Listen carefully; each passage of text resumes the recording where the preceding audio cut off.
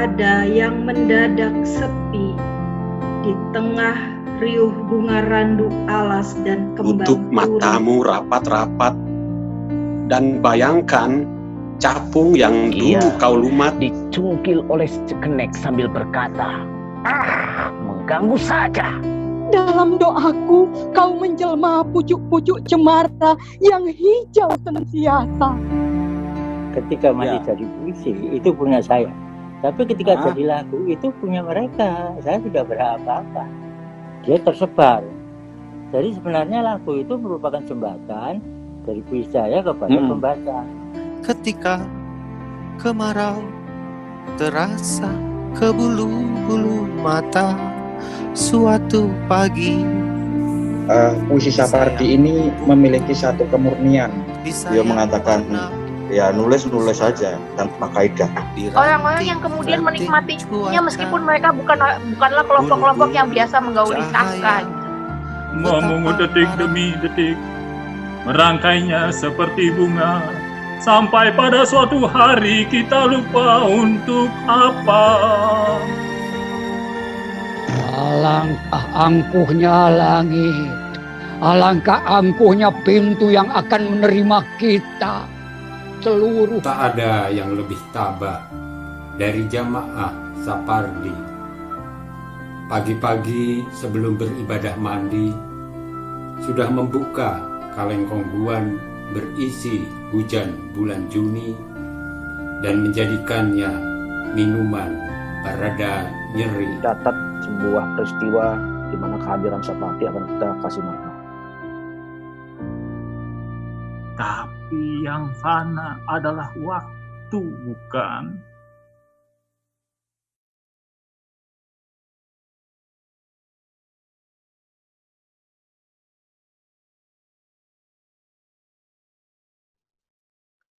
Halo, selamat malam, sahabat pecinta sastra di seluruh tanah air. Kita berjumpa dalam acara obituari Sapardi Djoko Damono, penyair yang baru saja berpulang mendahului kita kemarin pada pukul 9:17 waktu Indonesia bagian Barat di rumah sakit Eka Hospital di SD. Kawan-kawan, malam hari ini kita akan mengenang beliau dengan menggelar semacam obituari, yaitu dengan pembacaan puisi. Kemudian kita akan coba juga berdiskusi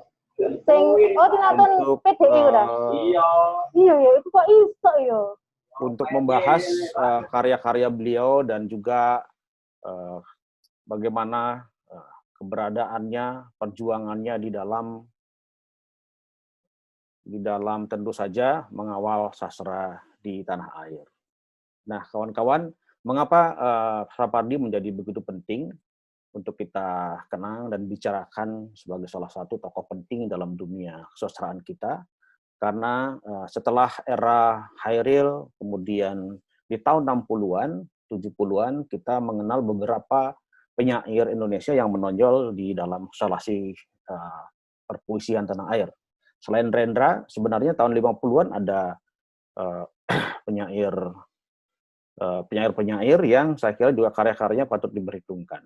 Selain Rendra kemudian muncul Tarji. Nah, di kutub yang tersendiri ada penyair dari Solo yang lahir 20 Maret ya di Solo bernama Sapardi Djoko Damono.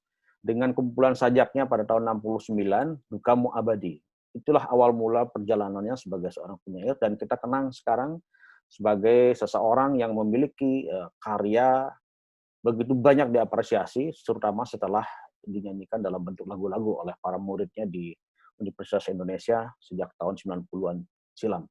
Nah, kawan-kawan, untuk membicarakan Sapardi, saya kira kita sudah banyak kehadiran para penyair dari seluruh tanah air, bahkan di kota-kota kecil juga malam hari ini sudah bergabung ingin merayakan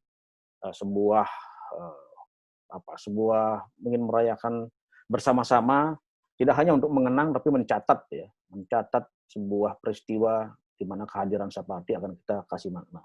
Baiklah, kawan-kawan, para penyair, kita akan memulai acara ini dengan bersama-sama kita mendengarkan doa yang akan diantarkan oleh Mahwi, penyair Mahwi Ayat Tawar. Pada Bang Mahwi, saya persilahkan, Bang. Ya, selamat malam teman-teman semuanya. Assalamualaikum warahmatullahi wabarakatuh. Waalaikumsalam. Malam ini kita secara khusus mengenang penyair kita, Sapardi Djoko Damono. Sebelum mengaturkan puisi-puisi cinta, puisi-puisi kita terhadap beliau, doa-doa kita lewat puisi pada almarhum, mari kita bersama-sama bertawasul.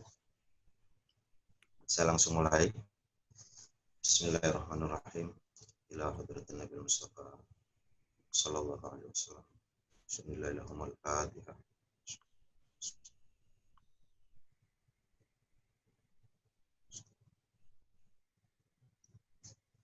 Tsumma ila hadrati ikhwanihi minal anbiya'i wal mursalin wal awliya'i wasyuhada'i wassalihin wattabi'ina wal ulama wal musannifin wa jami'il malaikatil muqarrabin khususan ila sayyidina syekhana Abdul Qadir. Al-Fatihah.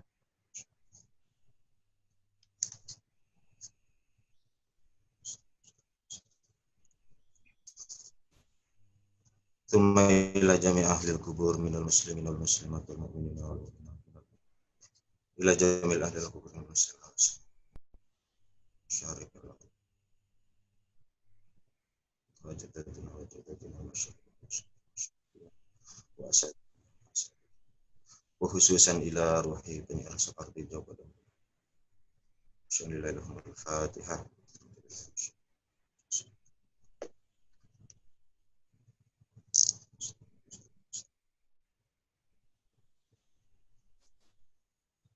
Bismillahirrahmanirrahim. Tolong diamini.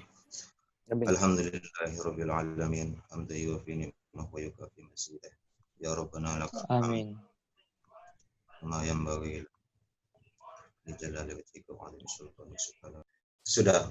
Terima kasih atas doa yang kita panjatkan untuk kesempurnaan kepergian penyair Sapardi Djoko Damono. Semoga beliau sudah tenang, damai, dan meninggalkan banyak jejak kepada kita semua lewat puisi-puisinya. Kita akan memasuki periode sesi kedua dengan pembacaan puisi dari beberapa penyair yang sudah siap dengan puisi-puisi Sapardi Djoko Damono. Kita akan mulai dari Kang Bode Riswandi di Tasikmalaya. Silakan, Kang. Pertanyaan kerikil yang goblok. Kenapa aku berada di sini? Tanya kerikil yang goblok itu. Ia baru saja dilontarkan dari ketapel seorang anak lelaki. Merontokkan beberapa lembar daun mangga, menyerempet ujung ekor balam yang terperancat. Dan sejenak membuat lengkungan yang indah di udara. Lalu jatuh di jalan raya, tepat ketika ada truk lewat di sana. Kini ia terjepit di sela-sela kembang ban dan malah bertanya kenapa. Ada saatnya nanti, entah kapan dan di mana, ia dicungkil oleh si kenek sambil berkata, mengganggu saja. Terima kasih, Bli. Aku tengah menantimu. Karya Sapardi Djoko Damono. Aku tengah menantimu, mengejang bunga randu alas di pucuk kemarau yang mulai gundul itu. Beberapa Juni saja menguncup dalam diriku dan kemudian layu. Yang telah hati-hatiku catat, tapi diam-diam terlepas. Awan-awan kecil melintas di atas jembatan itu. Aku menantimu. Musim telah mengembun di antara bulu-bulu mataku. Ku dengar berulang suara gelombang udara memecah nafsu dan gairah telanjang di sini. Bintang-bintang gelisah. Telah rontok kemarau-kemarau yang tipis. Ada yang mendadak sepi di tengah riuh bunga randu alas dan kembang turi. Aku pun menanti.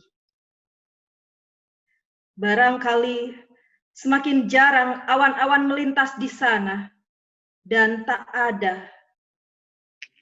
Kau pun yang merasa ditunggu begitu lama.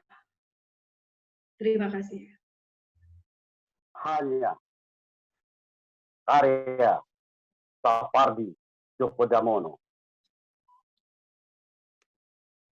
Hanya suara burung kau dengar, dan tak pernah kau lihat burung itu.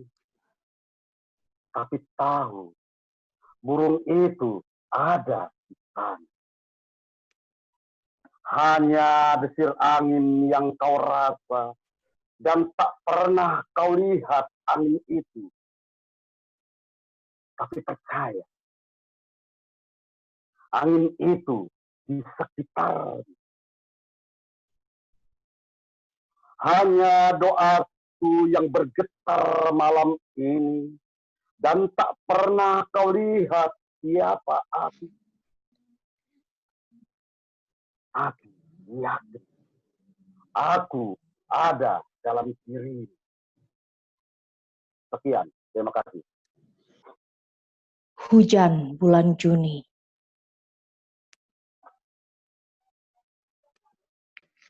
Tak ada yang lebih tabah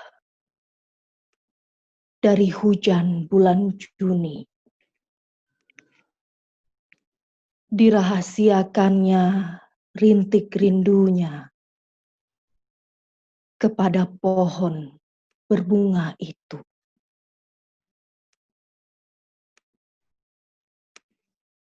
Tak ada yang lebih bijak dari hujan bulan Juni. Dihapusnya jejak-jejak kakinya yang ragu-ragu di jalan itu.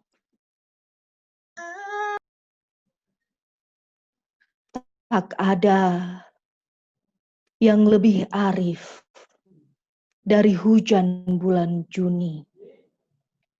Dibiarkannya yang tak terucapkan diserap akar pohon bunga itu. Terima kasih. Kuhentikan hujan. Kini matahari merindukanku. Mengangkat kabut pagi perlahan. Ada yang berdenyut dalam diriku. Menembus tanah basah, dendam yang dihamilkan hujan dan cahaya matahari. Tak bisa kuhentikan matahari, memaksaku menciptakan bunga-bunga. Terima kasih. Saja tafsir Sapardi Djoko Damono.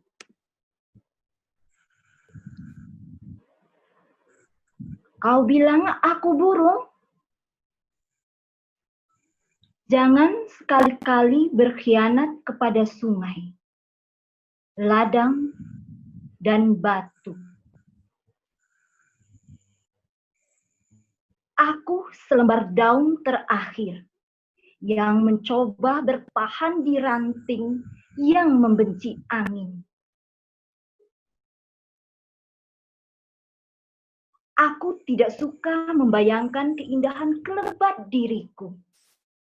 Yang memimpikan tanah tidak mempercayai janji api yang akan menerjemahkanku ke dalam bahasa abu. Tolong tafsirkan aku sebagai daun terakhir, agar suara angin yang menina bobokkan ranting itu padam. Tolong tafsirkan aku sebagai hasrat untuk bisa lebih lama bersamamu. Tolong ciptakan makna bagiku, apa saja.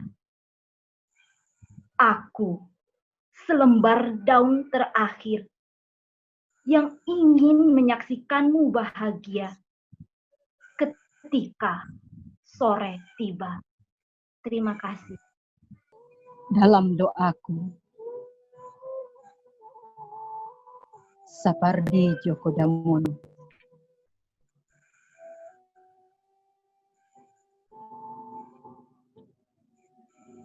Dalam doaku subuh ini, kau menjelma langit yang semalaman tak memejamkan mata, yang meluas bening, siap menerima cahaya pertama, melengkup hening karena akan menerima suara-suara.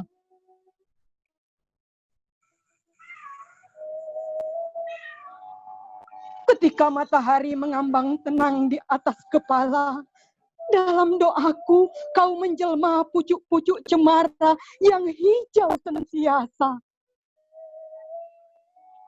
yang tak henti-hentinya mengajukan pertanyaan muskil kepada angin yang mendesau, entah dari mana.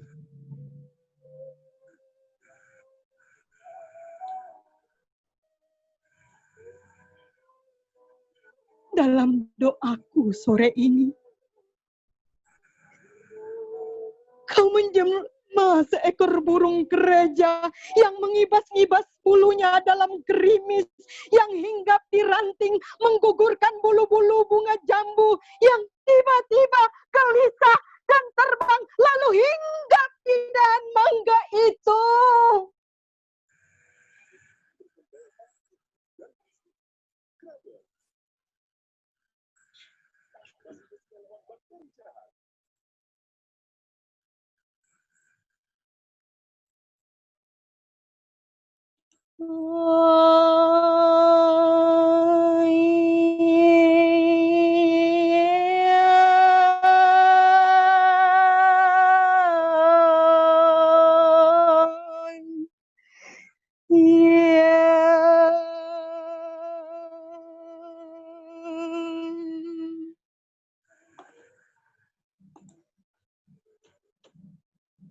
Maghrib ini,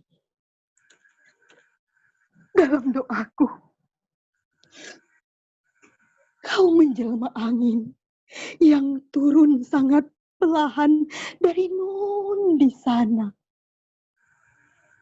Bersijingkat di jalan kecil itu, menyusupi celah-celah jendela dan pintu, dan menyentuh-nyentuh pipi dalam bibirnya, di rambut, di dahi, dan bulu-bulu mataku.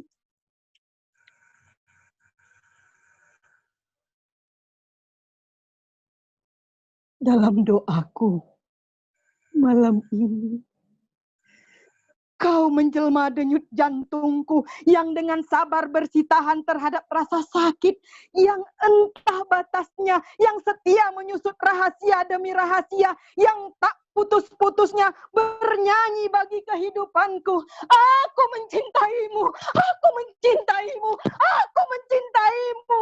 Itu sebabnya aku tak akan pernah selesai mendoakanmu.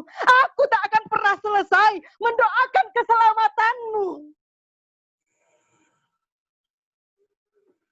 1989. Terima kasih. Perjalanan ke akhirat. Sapardi Djoko Damono. Untuk Raja Ali Haji. Perjalanan ke akhirat jangan dibebani dendam kesumat. Langkahmu nanti tersendat. Tentu ada penjaga gapura yang barangkali bertanya, mau kemana saudara? Kau tak usah risau. Ia memang tak suka menegur Dari mana, saudara? Perjalanan ke akhirat pasti terasa berat kalau kau suka berkhianat, dan akan terasa semakin susah kalau jiwamu tak ikhlas menyerah. Kalau ruhmu sakitnya parah. Perjalanan ke akhirat akan tertahan kalau kau tak berhandai taulan, kalau kau suka memalingkan muka terhadap anak yatim dan kaum duafa, kalau kau suka menyumpal telinga terhadap nasib yang bising suaranya, terhadap cinta yang sunyi sapanya, kalau kau suka memuntahkan kembali doa pahit yang kau telan setiap hari. Perjalanan ke akhirat penuh onak dan duri. Kalau kau suka mengusir burung-burung yang mematuki remah cahaya pagi, kalau kau suka mengusir anak-anak yang bernyanyi-nyanyi di jalanan depan rumahmu yang biasanya sepi, bertobatlah, tutup matamu rapat-rapat, dan bayangkan capung yang dulu kau lumat di telapak tanganmu kembali menggeliat, lalu terbang menemanimu. Sebenarnya lah, dari buku sutradara itu menghapus dialog kita, Gramedia 2017, terbit pertama kali tahun 2012. Terima kasih. Berjalan ke barat di waktu pagi hari. Sapardi Djoko Damono. Waktu aku berjalan ke barat di waktu pagi, matahari mengikutiku di belakang.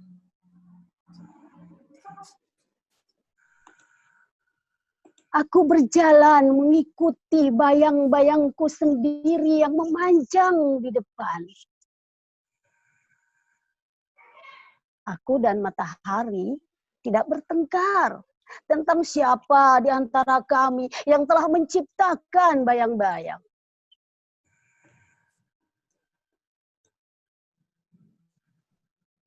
Aku dan bayang-bayang tidak bertengkar tentang siapa di antara kami yang harus berjalan di depan. 1987. Terima kasih. Yang fana adalah waktu. Sapardi Djoko Damono. Yang fana adalah waktu. Abadi. Memungut detik demi detik.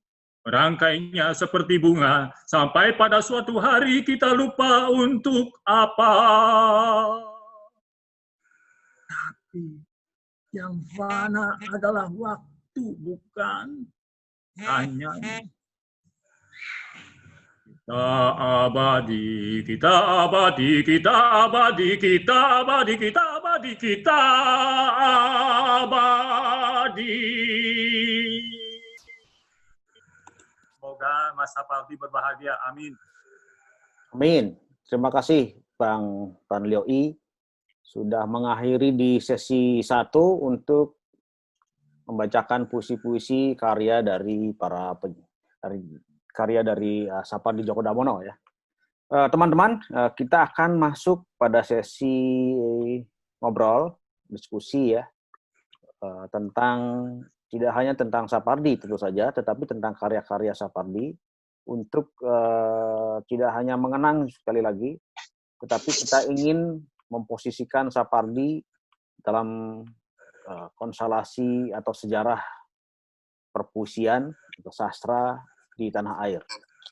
Jadi kira-kira kita akan membicarakan hal-hal yang serius, tetapi dengan cara-cara yang tentu saja tidak terlalu berkerut untuk di malam hari ini ya. Kita mengambil topik saja dengan menjawab pertanyaan. Beli, sorry. Ini karena diskusi boleh merokok ya. Wah, sementara di stop dulu ya. Ini masih direkam. Baik, itu pertanyaan di luar batas-batas kepenyairan ya. Sementara kita tunda sebentar, Bang Ada.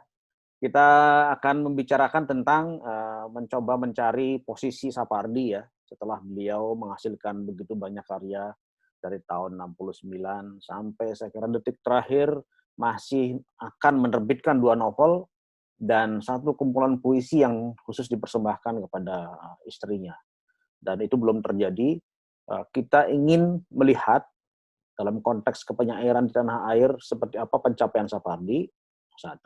Kemudian dengan pencapaian itu di mana posisinya dalam sejarah seni sastra ya dan puisi khususnya.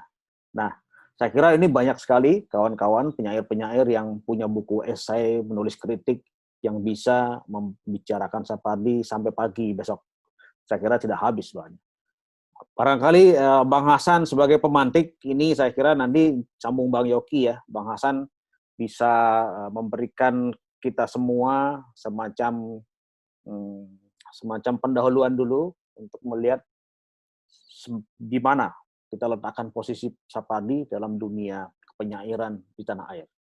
Silakan, kalau ada nanti kawan-kawan yang mau ngobrol, ada di bagian reaction di bawah, bisa angkat tangan, bisa bikin raise hand, ya, bisa begini saja juga boleh. Nanti saya akan lihat, boleh bersambung nanti. Silakan Bang Hasan, kita mulai dulu untuk ngobrol aja ya. Dibuka dulu, di unmute.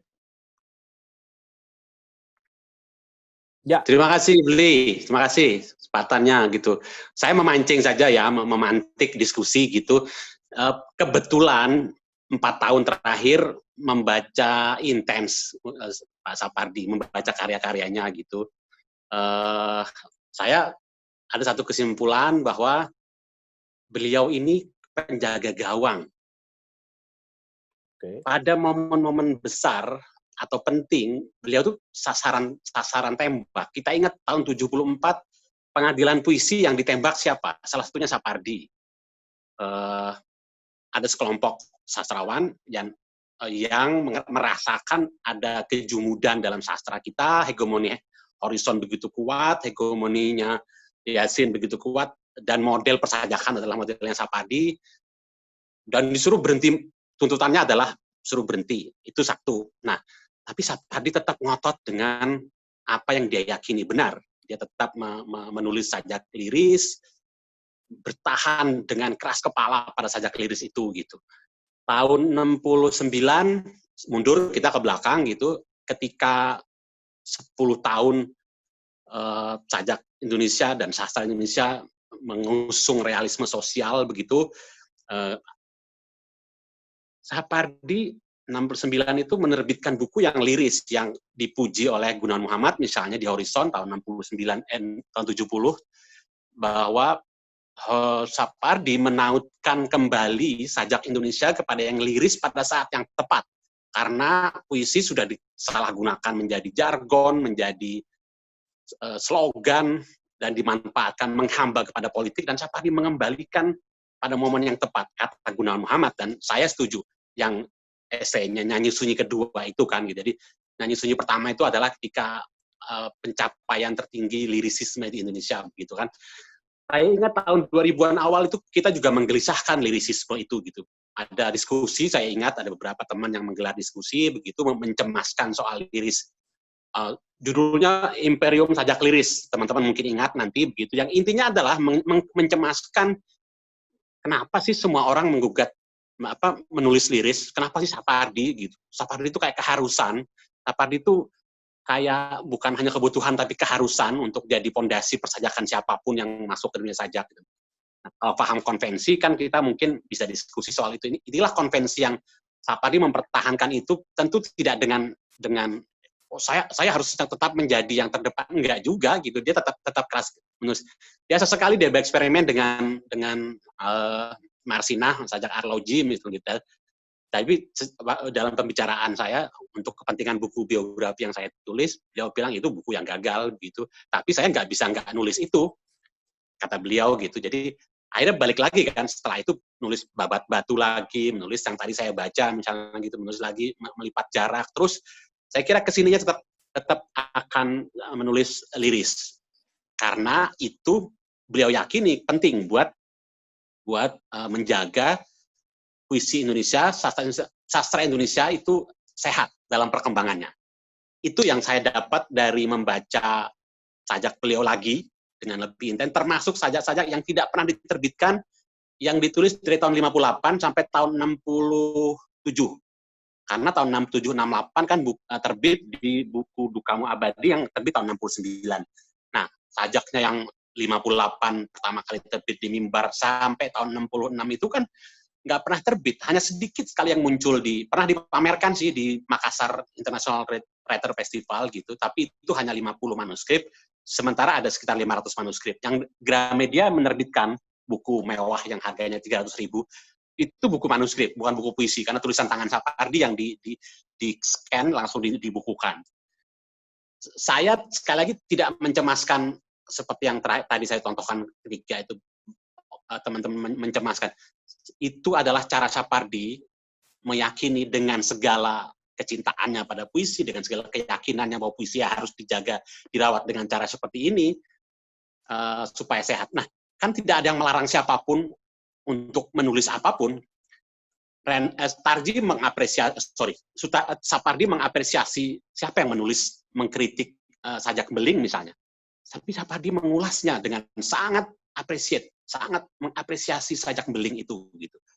Dia mengulas Sutarji juga, dia mengulas GM juga, dia mengulas hampir penyair-penyair penting yang menghasilkan karya penting pada masanya, Sapardi mengulasnya gitu. Dan saya punya satu bab di buku saya itu, setiap 10 tahun Sapardi itu entah sengaja entah tidak pasti membuat catatan tentang perkembangan puisi Indonesia mutakhir.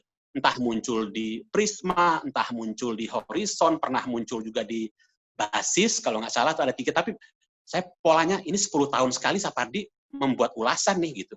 Kayak laporan, pandangan mata, pengamatan, tapi berhenti di tahun berapa gitu. Nah, setelah kesini, pesan terakhir beliau, saya sedih sekali, pesan terakhir beliau itu, saya sedih karena saya nggak sanggup gitu. Kamu harus banyak menulis kritik. Waduh, saya nggak sanggup menulis. Saya bukan kritikus, saya membaca saja dan menulis apa yang saya baca. Itu Bli, mohon maaf terlalu panjang untuk memantik diskusi kita tentang posisi Sapardi menurut saya. Terima kasih. Ya, terima kasih Bang Hasan. Saya kira kita mendapatkan gambaran yang walaupun samar-samar, tetapi kita paling tidak punya semacam arah diskusi kita.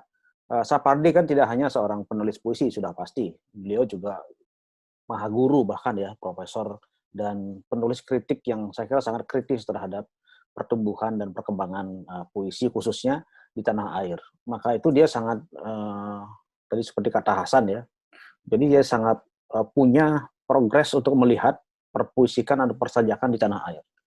Jadi dia tahu apa yang dia kerjakan itu pada tahun 70-an saya kira menjadi sebuah antitesis terhadap sajak-sajak yang mulai bergerak kepada realisme sosial. Apalagi sajak-sajak protes, pamflet, Taufik Ismail, Rendra, dan lain-lain ada di kutub yang berbeda. Jadi apakah puisi yang ditulis oleh Sapardi menjadi sebuah penyelamatan dalam tanda kutip ya terhadap puisi-puisi Indonesia yang cenderung digunakan untuk kepentingan-kepentingan di luar dirinya sebagai sebuah puisi. Yang mau membahas boleh, Tan Lioi mungkin sudah siap, kayaknya udah siap-siap mau ngomong. Mungkin Tan Lioi, silakan. Mungkin menambahkan sedikit, Hasan benar ya, Sapardi termasuk yang cermat mengidentifikasi tidak hanya yang satu aliran dengan dia. Saya pernah mendengarkan langsung orasinya tentang Rendra misalnya. Mereka lahir di kota yang sama, Solo, tapi sejak awal dengan pilihan yang relatif berbeda. Dia mengatakan bahwa yang intens dengan balad di Indonesia itu Rendra. Hairil hanya punya beberapa, Rendra punya balada. Jadi salah satu yang dia puji dalam karya Rendra ya kita tahu bersama masterpiece Rendra, Blues untuk Boni, kumpulan itu. Jadi kemudian setelah itu dia misalnya seperti quote-unquote menemukan Joko Pinurbo misalnya ya.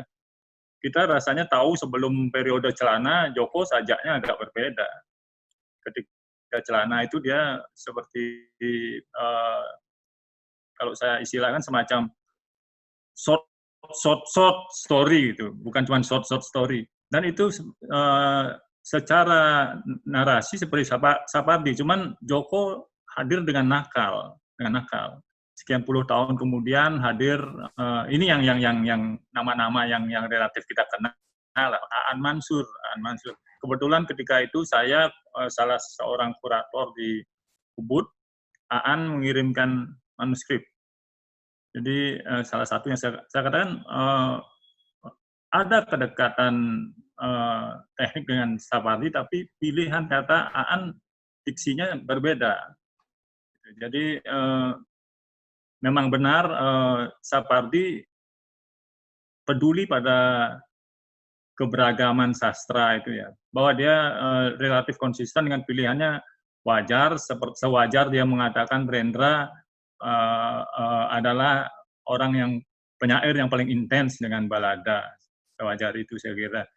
Ini hal yang tidak mudah karena memang menjadi rendah hati di tengah nama besar itu tidak mudah ya. Saya mungkin ingin cerita sedikit pengalaman pribadi. Saya lupa tahunnya, seorang teman akan menulis makalah tentang musikalisasi puisi di Leiden University, dan perlu contoh-contoh kaset. Halo? Teruskan. Ya, saya lupa bertatap muka atau telepon. Saya katakan, Mas, ini ada teman mau bikin makalah.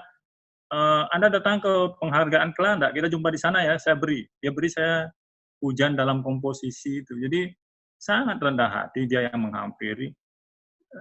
Menarik sosok-sosok periode itu ya. Kadang-kadang mungkin mereka berbeda pandangan, tapi sangat rendah hati. Rendra juga seperti itu. Pernah dari panggung itu melihat saya di deretan penonton datang menghampiri. Sapardi juga seperti itu. Tarji juga seperti itu. Generasi-generasi yang penyair yang kita anggap besar itu, dia pernah mengatakan, kau beban menulis ya, jangan beban menulis misalnya. Tarji begitu. Jadi cara-cara mereka mengencourage anak-anak muda luar biasa, seperti juga yang dilakukan Umbu. Saya tidak heran kalau Umbu tidak hadir di pengadilan puisi itu. Saya kira bukan hanya kedekatan pada Sapardi, tapi secara pribadi, tapi Umbu termasuk salah satu redaktur di Indonesia yang juga sangat-sangat menghargai keberagaman. Jadi kira-kira mereka satu jalur lah, bahwa keberagaman itu perlu. Oke. Saya kira kita berpindah ke ini ya, pembicara lain ya. Baik, kawan-kawan, Sapardi saya kira tidak hanya seperti kata saya tadi ya, tidak hanya sebagai seorang penulis puisi, penulis kritik, dan dia juga banyak mengampu majalah ya. Saya kira di Horizon juga ikut dulu, kemudian di jurnal puisi. Nah, dengan peran seperti ini, peran kompleks seperti ini kan paling tidak dia ikut sebenarnya ya, campur tangan di dalam menentukan arah perpusian di tanah air. Nah, saya kira dalam posisi seperti banyak peran seperti ini, jadi kita bisa melihat dari beberapa dimensi. Saya mengenal Sapardi di usia yang cukup dini. Saya ingat saya setelah lulus SD ya. Dan saya menikmati puisi-puisinya saat itu tuh agak terkejut karena sebelumnya itu saya mengenal Rendra yang heroik, yang menggebu-gebu dengan sapuan-sapuan besar ibarat lukisan. Sementara Sapardi ini melukis dengan detil-detil yang luar biasa, seperti lukisan miniatur. Nah, itu yang kesan saya pertama. Yang kedua itu puisi Sapardi ini memiliki satu kemurnian dalam artian bagaimana alam itu menjadi metafor yang bersih. Gitu. Jarang sekali orang mampu menjadikan natural law atau aktivitas alam dan hukum alam ini menjadi metafor dari satu gagasan yang sederhana tapi komplit pada ukurannya. Itu kesan saya tentang puisinya. Selanjutnya, saya kira jarang dari kita yang menjadi seniman sekaligus akademisi dengan sama baiknya seperti Pak Sapardi. meskipun saya tidak banyak membaca kritik-kritiknya, karena mungkin perbedaan generasi yang sangat jauh, dan di era saya kemudian sudah muncul satu gelombang gagasan yang berbeda sama sekali, tapi saya menangkap bahwa penyair seperti Sapardi ini menarik adalah karena dia mencipta puisinya dengan ketat berdasarkan latar belakang akademiknya yang menunjang proses pengkaryaannya. Nah, di masa-masa seperti sekarang di mana menulis puisi menjadi sangat-sangat mudah, Sapardi ini menarik untuk diingat karena dia menempatkan menulis puisi dalam satu standar yang tinggi, baik secara estetik, secara konseptual, dan mungkin ini yang terakhir, dari komitmen moral dia sebagai seorang seniman. Murid-muridnya banyak yang mengatakan itu di kampus saya, berbeda fakultas, tapi banyak di antara mereka yang kemudian mengambil sikap yang kurang lebih seperti Pak Sapardi. Hanya memang untuk masyarakat urban Jakarta, puisi-puisi ini terasa nikmat ya, karena jauh dari gelombang kecamuk problem sosial sebagaimana di daerah-daerah lain, terutama di UI. Ini menjadi puisi yang enak dinikmati, yang nyaman untuk dinikmati. Di luar itu ya kita tahu sendiri bahwa pada masa Pak Sapardi juga Orde Baru juga luar biasa, problem sosialnya luar biasa. Banyak yang menyuarakan itu, seperti Mas Hasan tadi sudah bilang. Tapi apabila kita ingin melihat ada satu kuil kecil yang indah, itu ya mari kita menikmati puisi Sapardi di tengah satu gelombang besar zaman yang penuh dengan dinamika pada era itu. Mungkin seperti itu, Bli. Cukup? Ya, saya kira cukup. Saya kira kata kuncinya mulai ketemu ya, kawan-kawan. Jadi di tengah gemuruh, apalagi kecemasan seperti saat ini ya, ada tadi nyebutnya dengan istilah kuil kecil, tetapi saya mungkin menganggapnya sebagai mata air ya, mata air kecil tapi jernih dan memberi pencerahan dalam kalau kita menyerap, mencoba menghirup air itu, maka kita akan mendapatkan kebersihan hati, kesucian, dan rasa lega. Ada juga yang menyebut bahwa sayak-sayak Sapardi sebenarnya sayak-sayak sangat enak dinikmati kalau kita sambil minum kopi. Wah, ini ahli kopinya kebetulan tidak ada ya di sini ya, Mas dari Gayo. Kawan-kawan, kalau ada yang mau merespon dari sudah beberapa pendapat tadi, saya kira sangat baik kalau kita, atau sekedar ingin mengucapkan duka cita dengan caranya masing-masing, sangat diberi kesempatan ya. Tidak harus menanggapi diskusi yang tadi, saya kira itu. Semoga Pak Sapardi ya husnul khotimah, warisan-warisannya yang indah menjadi amal beliau, bahkan setelah beliau wafat masih terus berkesinambungan. Ya, Mas Trianto dari Semarang, saya kira sudah siap beliau dengan setumpuk makalah itu. Monggo Mas Tri. Ya, saya kira membicarakan Pak Sapardi itu membicarakan perjalanan puisi lirik kita ya. Artinya Sapardi itu sebenarnya sudah mencoba apapun yang ada di perbendaharaan sastra kita. Kalau mau cari yang berpantun-pantun, Pak Sapardi juga sudah bikin. Soneta banyak. Hal-hal yang dilakukan oleh Amir Hamzah dilakukan oleh Khairil dengan dilakukan oleh Pak Sapardi dengan sebaik-baiknya. Karena itu ketika menjelang kematian wafat beliau, ada satu kontroversi, beliau mengatakan ya nulis saja tanpa kaidah.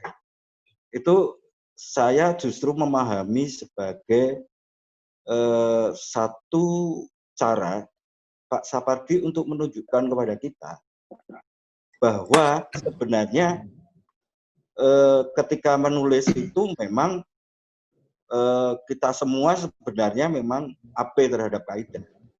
Abai dalam pengertian terlalu terpenjara oleh kaidah. Karena ketika menulis memang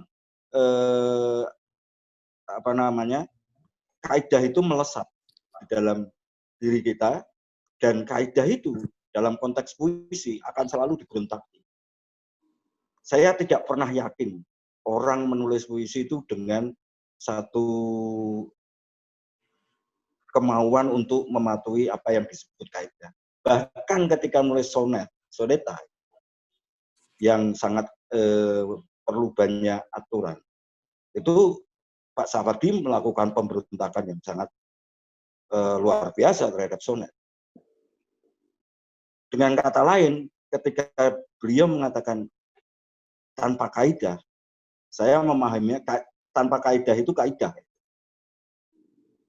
Artinya jangan sampai kita justru menganggap, maaf, banyak yang menganggap waktu itu dibilang profesor sampah, dibilang profesor udah pikun, nggak tahu ilmu-ilmu yang pernah ia pelajari. Saya kira justru karena apapun dia sudah melakukan pelampauan terhadap teori-teori, terhadap sejarah lirik kita, maka saya kira ketika mengatakan nulis saja tanpa kaidah itu hanya semacam pemberontakan Sapardi untuk terus-menerus memberontaki apa yang ia tulis. Coba kita lihat dari Bukamu Abadi sampai ke Kolam, sampai ke Babat Batu. Itu kalau kita teliti dengan detail, tidak ada yang mirip. Selalu ada satu pemberontakan, walaupun kadang-kadang pemberontakan itu kecil, dari bentuk-bentuk teks yang sudah ditulisnya. Saya kira itu salah satu yang perlu kita pahami ketika membicarakan Pak Sapardi. Yang kedua, saya kebetulan adalah mahasiswa S2 Pak Sapardi di Undip waktu itu. Pak Sapardi itu kalau ngajar, itu nggak pernah pakai buku. Nggak pernah bawa buku, nggak pernah seperti seorang dosen, dia ngajak bicara kepada kami saja. Dan yang muncul itu saya kira adalah teks-teks yang tidak perlu digugat. Walaupun tampak seperti seorang yang menghafal semua yang ingin diungkapkan. Karena apa? Karena sesuatu yang sering diungkapkan hal-hal yang rumit itu dalam konteks yang sederhana. Saya kira buku-buku Pak Sapardi seperti tentang kebudayaan populer, tentang sosiologi sastra, dan yang lain-lain itu hal-hal yang rumit yang diungkapkan dengan sangat sederhana. Jadi itu sebenarnya memahami Sapardi itu sama seperti memahami tokoh-tokoh agung yang sebenarnya membahas apapun, mengungkapkan apapun dalam konteks yang sangat sederhana. Dan yang lain adalah kita sering menganggap Pak Sapardi itu hanya memunculkan sajak-sajak yang romantis. Saya sedang meneliti dan justru saya sedang meneliti hal-hal yang berkait dengan maut dan kematian. Itu sangat piawai beliau menulis tentang maut maupun tentang kematian. Apapun yang berkait dengan maut dan kematian, tentang pemakaman, sampai kemudian di Babat Batu itu ada tulisan tentang pemakaman yang diungkapkan dengan sangat ringan, sangat guyonan, sangat spontan, tetapi pada intinya adalah dalam kespontanan itu, di dalam kesederhanaan itu ada sesuatu yang sublim. Ini yang saya kira sesuatu yang sangat jarang kita dapatkan dalam sajak-sajak kita. Sajak-sajak kita kan inginnya berumit-rumit. Tapi sajak-sajak Sapardi sebenarnya sederhana dan sublimat. Saya kira itu beberapa hal yang saya ingin ungkapkan. Terima kasih. Ya, terima kasih Mas Tri. Saya kira kita mendapatkan perspektif yang makin luas ya tentang Sapardi. Ada kata kunci tadi tentang bahkan pemberontakan ya, pemberontakan dalam tanda kutip. Terakhir memang statement beliau sempat memicu kontroversi yang saya kira sampai sekarang masih terus menjadi perdebatan tentang seperti melawan teori ya. Kalau mau nulis saja. Bahkan dalam perbincangan IG Live sama saya juga beliau ngomong serupa. Jadi tidak ada teori untuk menulis puisi, bahkan puisi tidak bisa diajarkan. Kamu harus menemukan jalanmu sendiri. Nah, ada yang sudah raise hand, saya kira mungkin ingin menambahkan atau mengatakan sesuatu. Tadi kalau tidak salah atas nama Sweta atau mungkin Sahadewa mungkin maksudnya ya. Ya, silakan Bung. Ya, selamat malam semuanya.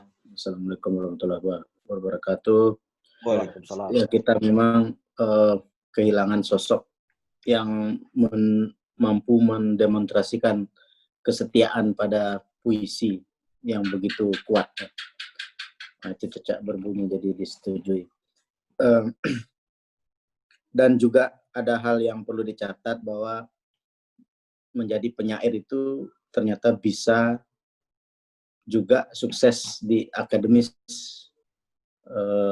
sampai mencapai gelar tertinggi dalam ilmu doktor, kemudian mencapai guru besarnya juga. Dengan kesetiaan seperti ini yang sangat langka ya, bisa dihitung dengan jari, yang bisa kita jadikan panutan di Indonesia ini. Mungkin salah satunya Umbu, tapi walaupun Umbu berjalan di jalan yang lebih sunyi dan jauh dari akademis, tapi luar biasa pencapaian puisinya juga. Kalau kita melihat ini tahun 69 saya baru lahir, beliau sudah menerbitkan satu buku, sampai masa seperti sekarang ini pun beliau masih produktif. Itu kan luar biasa sekali. Ini bagi saya beliau bisa mengolah suatu tema yang tadi seperti dikatakan Abang sebelumnya, hal-hal sederhana dibicarakan dengan sederhana tapi luar biasa sublim juga, dengan diksi yang tidak terlalu heboh, tidak terlalu hebat, akrobat atau apapun, tetapi begitu berkesan bagi banyak kalangan, bahkan bukan di kalangan penyair saja puisinya bisa dinikmati. Saya sudah membaca beberapa masa-masa setelah beliau meninggal, hari-hari terakhir ini begitu banyak berkelindan di media sosial, di Facebook terutama, puisi-puisi beliau, dan bukan hanya oleh para penyair beliau mendapatkan ucapan duka cita dan selamat jalan. Dan pada kesempatan ini saya pun mengucapkan salut atas pencapaian beliau. Semoga para penyair yang khususnya ada di acara ini bisa apapun pilihan kepenyairan atau kepenulisan yang dipilih, kita menunjukkan kesetiaan yang abadi seperti ini. Selamat jalan seperti Djoko Damono. Selamat jalan. Terima kasih, Sahadewa. Saya kira satu tambahan perspektif yang saya kira tadi terlupa kita membahasnya, bahwa Sapardi juga seorang akademisi yang seniman ya. Itu di Indonesia saya kira sangat sedikit ya. Di Jogja mungkin dulu ada Umar Khayyam ya. Kemudian yang saya kira masih produktif mungkin ada Paruk, tapi saya kira juga tidak menulis karya kreatif ya. Dulu ada mungkin Bakdi Sumanto. Saya kira Sapardi salah satu kutub yang banyak dicibir ya oleh para seniman, karena akademisi selalu berbau sangat formalitas dalam menilai karya sastra, apalagi dia tidak menulis karya sastra dalam pengertian karya kreatif. Kawan-kawan, itulah diskusi yang saya kira mengantarkan kita pada satu pemahaman tentang posisi Sapardi di dalam konstelasi perpuisian di tanah air. Beliau tidak hanya melakukan kesetiaan pada jalur puisi-puisi liris yang pada tahun 70-an saya kira tidak populer, tetapi Sapardi tetap berjalan di kutub ini untuk terus, dan kemudian sampai pada titik di mana puisi-puisinya diapresiasi begitu luas. Ketika ini pengakuan Sapardi ya, ketika dijadikan lagu, maka puisi-puisi itu menjadi dekat dengan kalangan yang tadinya tidak memahami puisi sebagaimana para penyair pada umumnya. Nah, kawan-kawan, kalau misalnya ada satu dua di luar penyair ya, kawan-kawan yang saya kira muda-muda banyak hadir di sini, boleh. Jadi boleh kita mengemukakan pendapat kita tentang Pak Sapardi atau mengucapkan semacam selamat jalan, silakan, diberi kesempatan. Kita kehilangan seorang penyair besar milik Indonesia, dan setelah tadi Pak Hasan menceritakan tentang beberapa tulisan beliau yang sempat dibahas oleh Bapak Gunawan Muhammad di majalah Horizon, saya malah menemukan satu sajak pendek sebenarnya punya Pak Sapardi. Sajak ini berjudul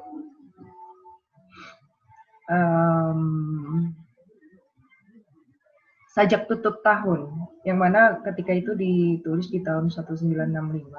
Dan memang ketika saya baca, sajak itu dalam ya, mungkin itulah yang menyebabkan beliau menjadi seseorang yang banyak dikenang oleh kita semua hingga saat ini. Lalu soal puisi-puisi beliau tidak ada lagi yang bisa saya katakan karena sudah melampaui banyak hal. Kalau kita bicara tentang lirik-liriknya, lirisnya, semuanya dapat ada di situ. Kemudian kedalaman kita tidak perlu mempertanyakannya lagi. Tapi memang kemarin pagi ketika di grup penulis yang saya ada di sana, berita tentang meninggalnya Pak Sapardi itu mengagetkan. Walaupun kita tahu beliau sudah sakit selama beberapa hari sebelumnya. Kalau misal saya bacakan saja satu saja buatan Pak Sapardi, boleh? Boleh. Silakan. Waktunya buat Pika. Boleh ya. Oke. Ini pendek sekali, tapi saya suka. Kita membuat sangkar, meskipun tak ada seekor burung pun yang berjanji ikhlas kita pelihara. Dalam sangkar yang hati-hati kita anyam ini, tak ada apa, kecuali sesayap bunyi yang putih geleparnya. Itu saja, segitu aja, lebih panjang judulnya daripada isinya. Tapi saya mendapatkan itu dari Melipat Jarak punya Pak Sapardi. Itu aja mungkin beli. Waktunya bisa buat yang lain. Itu dimuat di Dukamu Abadi nggak? Terima kasih. Puisi yang itu enggak ya? Saya nggak tahu, tapi saya menemukannya di kumpulan sajak Sapardi yang Melipat Jarak, serpihan sajak Melipat Jarak.